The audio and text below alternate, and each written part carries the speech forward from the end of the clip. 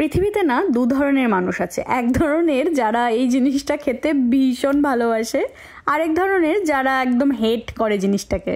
আর আমি অবভিয়াসলি ভালোবাসার দলে।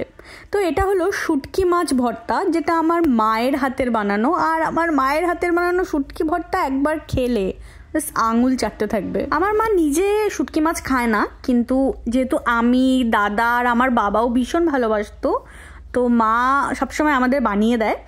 আর এত পারফেক্টলি বানায় কি বলবো। আর আজকে আমি মার এই রেসিপিটাই শেয়ার করছি।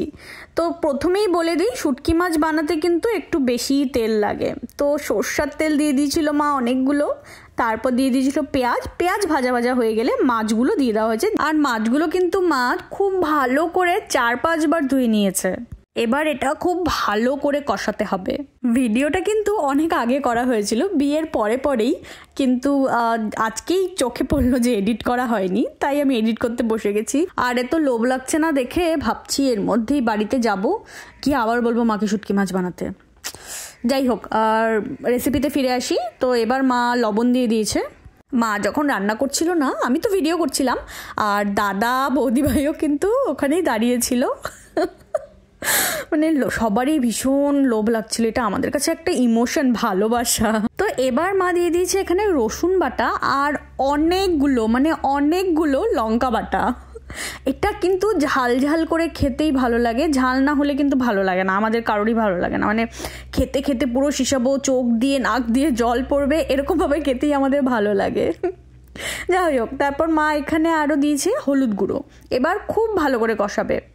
আর পাশের গ্যাসে যে দেখতে পাচ্ছ বেগুন ভাজা হচ্ছে, ওটা আমার বরের জন্য ভাজা হচ্ছে। ও শুটকি মাছ খায় না, আমাদের যেমন শুটকি মাছ খুব প্রিয়, আর ওর হচ্ছে বেগুন ভাজা, তাই দুজনেরই ফেভারিট জিনিস এখানে রান্না করা হচ্ছিল একসাথে। কষাতে এত সময় লাগছিল, আমরা অধৈর্য হয়ে যাচ্ছিলাম। যাই হোক, কিন্তু টেস্টি বানানোর জন্য তো ভালো করে কষাতেই হবে। আর অনেক বেশি নাড়তে হচ্ছিল মাকে, যাতে টুকরাগুলো ভেঙে যায়। মানে ভর্তা টাইপের খেতে আমরা বেশি পছন্দ করি।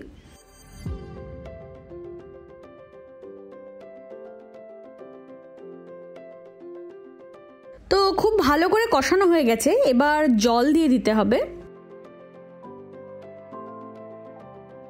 এবার এটা ঢেকে ফুটতে দেব। মাঝখানে একটু ঢাকনা খুলে 3টে কাঁচা লঙ্কা আরও দেওয়া হয়েছিল।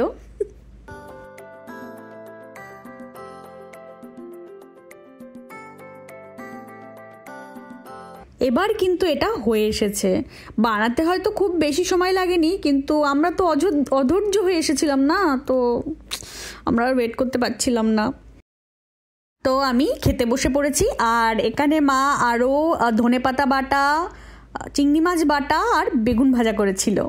আরও অনেক কিছু ছিল, জানি না, আমার আর কিছু লাগবে না।